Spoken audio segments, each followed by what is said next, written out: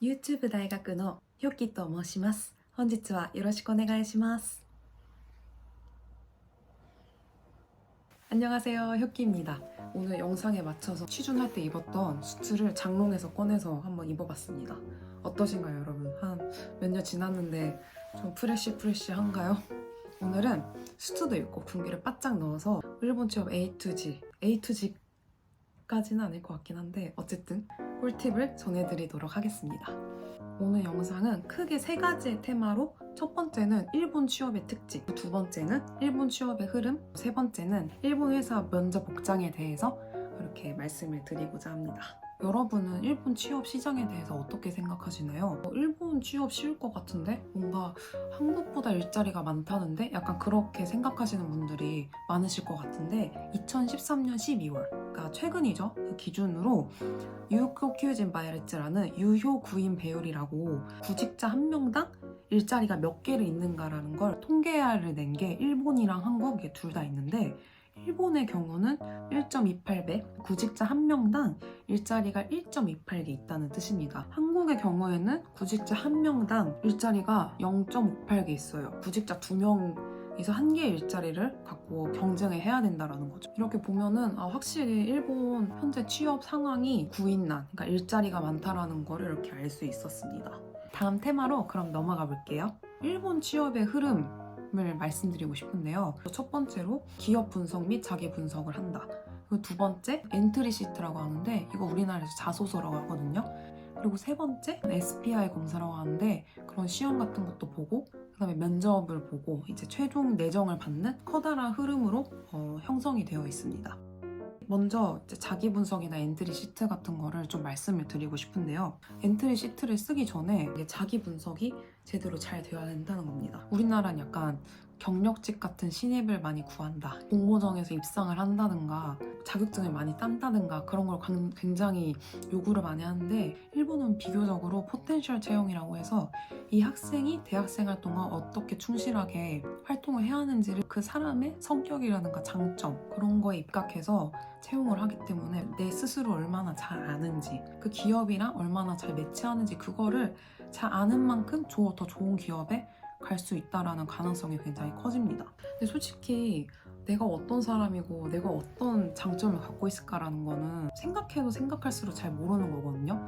그래서 저는 주변 사람에게 많이 물어봤어요. 이제 내가 어떤 사람이야? 나는 어떤 게 좋아하는 것 같아? 약간 그렇게 물어보면 이제 상대방도 사실 너는 되게 이렇게 얘기할 때 되게 재밌어 보이고 들어주는 걸 좋아하는 것 같아. 그러니까 사람마다 이게 조금씩 장점이 다르잖아요. 이제 의견을 반영을 해서 난 이런 사람이구나 이런 걸 객관적으로 좀 판단할 수도 있고 그 다음에는 과거의 경험을 바탕으로 내가 어떤 사람인지 생각해보는 것도 중요합니다. 전공 공부라든가 동아리 활동, 대외 활동 그리고 되게 특징적인 알바 경험 알바 경험도 되게 대학교 이외에서의 사회 경험이기 때문에 일본에서 굉장히 중요시하게 여겨요.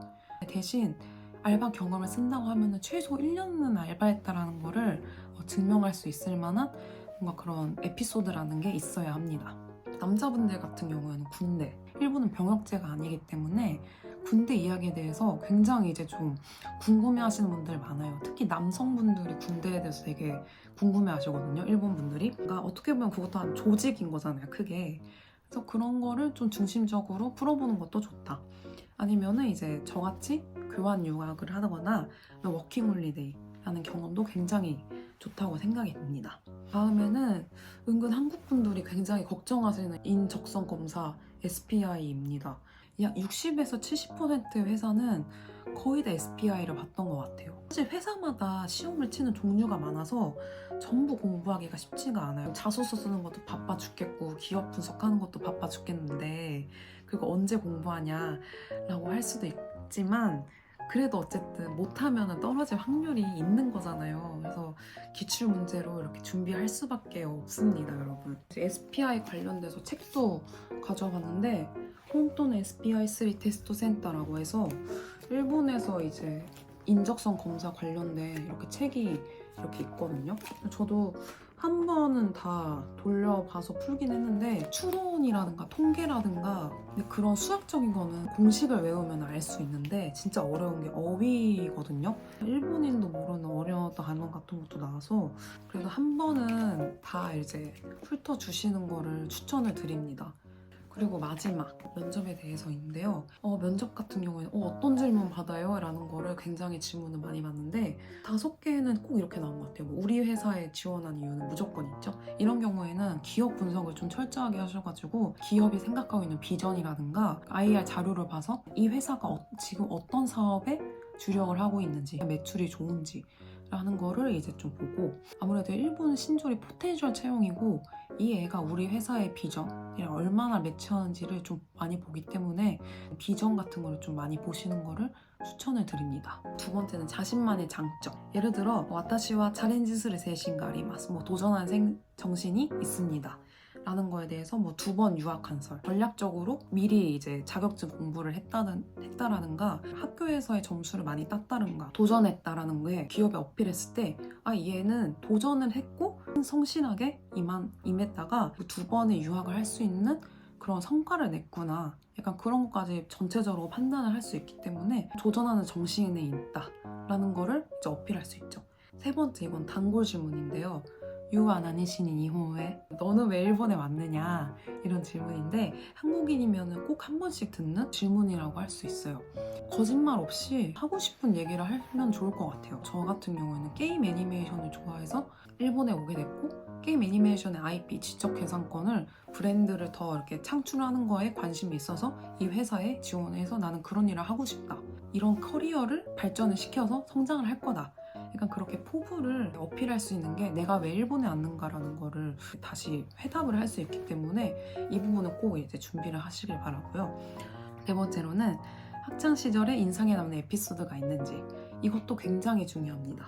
왜 그렇게 생각하셨나요? 왜 어떻게 그렇게 하셨나요? 이렇게 심층 질문이 이렇게 들어오기 때문에 내가 왜 이렇게 생각을 했고, 내가 왜 이렇게 행동을 했고, 어떻게 이렇게 결과가 나온 건지라는 거를 스스로 분석하면서 준비를 해보시는 걸 추천을 드립니다. 그리고 마지막으로 몇 질문인데요. 면접이 끝날 때 기업 쪽에서 그럼 혹시 질문하실 게 있으신가 이렇게 물어봐요. 꼭 항상 물어봐요. 이거는 급여는 얼마나 받는가요? 회사의 잔업 시간은 맞나요? 약간 그런 거 물어보시면은 안 돼요. 이 질문의 중요한 거는 내가 이만큼 기업에 관심이 있다, 지원하는 직종에 관심이 있다는 거를 어필할 수 있는 질문이 되어야 되기 때문에, 내가 지원한 직종에 대해서 활약하시는 분들은 어떤 능력을 가지고 계신가요? 우리가 신졸로 입사했을 때 원하는 인재상 이렇게 됐으면 좋겠다 라는 거를 물어볼 수 있는 질문이라든가, 기업의 문화나 가치관 같은 거 물어보는 질문도 굉장히 좋아요. 채용 사이트 들어가면은 이제 각 분야에서 활발하게 일을 하고 있는 인재분이 계셔요. 실제로 일하시는 분들의 이야기 같은 거를 또 추가로 듣고 싶다라든가, 팀의 분위기는 어떤지 약간 이런 것도 물어볼 수 있고, 역질문은 꼭 준비하셔서 가시는 게 기본 한 3개 정도는 물어보는 것 같거든요. 요로시쿠 타노무. 짜잔! 갑자기 앵글이 바뀌어서 좀 여러분 당황하셨죠? 마지막으로 이렇게 일본 면접 복장을 주의점을 말씀을 드릴게요. 다시 좀 앉아보겠습니다. 사실 일본 하면은 이쿠르토 스우트라고 해서 일본 취업에 맞는 복장을 해야 된다는 게 굉장히 중요하고, 일본에서도 하나의 큰 이벤트로서도 여겨지고 있는데요. 복장이라든가 머리 스타일이라든가 하는 거 준비할 게 생각보다 많아요. 제가 오늘 이렇게 포니테일로 했거든요. 이렇게 포니테일로 했는데 대부분의 취준생들은 이렇게 포니테일을 하고 이렇게 앞머리도 이렇게 까서 면접을 봐요. 왜냐하면 앞머리는 제가 이렇게 앞머리 이거밖에 없지만 요로시쿠 오네가이시마스 약간 이렇게 되잖아요. 제가 좀 오버해서 한 것도 있긴 한데, 앞머리를 내면은 어쨌든 이제 인사를 하거나 고개를 끄덕끄덕거릴 때 많이 움직여서 인상이 이게 분산이 될 수 있어요. 말하는 거라든가. 웬만해서 이제 핀으로 이렇게 딱 꽂아서 단정하게 하시는 걸 추천을 드립니다. 귀걸이 같은 거나 액세서리, 목걸이 같은 건 안 하시는 걸 하시지 마시고요. 손톱 같은 것도 다 깎으시길 바랍니다. 네일 하시면 안 돼요. 우리가 이제 제스처를 할 때 말할 때나 이제 손이 은근 많이 보이기 때문에 손톱은 깔끔하게 때도 없이 하시길 바랍니다. 복장으로 볼게요. 다시 일어나서 복장 같은 경우는 이제 에리가 다시 앉아서 襟가 있는데 대부분의 취열 정장의 와이셔츠가襟이가 좀 긴 편이에요. 여기 이렇게 자료가 있을 텐데襟이가 여기까지 좀 내려오는 스타일이거든요. 그렇게 하는 게 좀 인상이 좀 좋아 보이기 때문에襟이를 바깥으로 내놓으시는 걸 추천을 드립니다.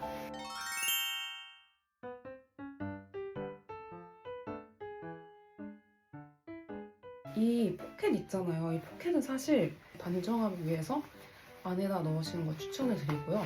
팔 부분은 여기 소매가 가려지지 않도록 손까지 다 보일 정도의 길이가 좋다고 얘기를 하고요. 그리고 와이셔츠가 이 소매 이렇게 삐져나오면 안 돼요. 이게 좀 의외죠. 그리고 치마 같은 경우에는 너무 이렇게 무릎을 보이지도 가리지도 않는 정도? 신발 같은 경우는 검은색 펌프스라든가 힐이 3cm나 5cm 같은 경우에 너무 높지 않은 에나멜 재질 말고 약간 그런 걸 추천을 드리고요. 그리고 가방을 많이 물어보시는데 가방이 좀 딱딱한 서류가 이렇게 구겨지지 않은 거를 좀 추천을 드리는데 일본에 계실 때 메르카리 같은 데 이제 3,000엔에 팔기 때문에 한번 구매를 하셔서 3개월 동안 열심히 쓰시고 파시는 걸 추천을 드립니다.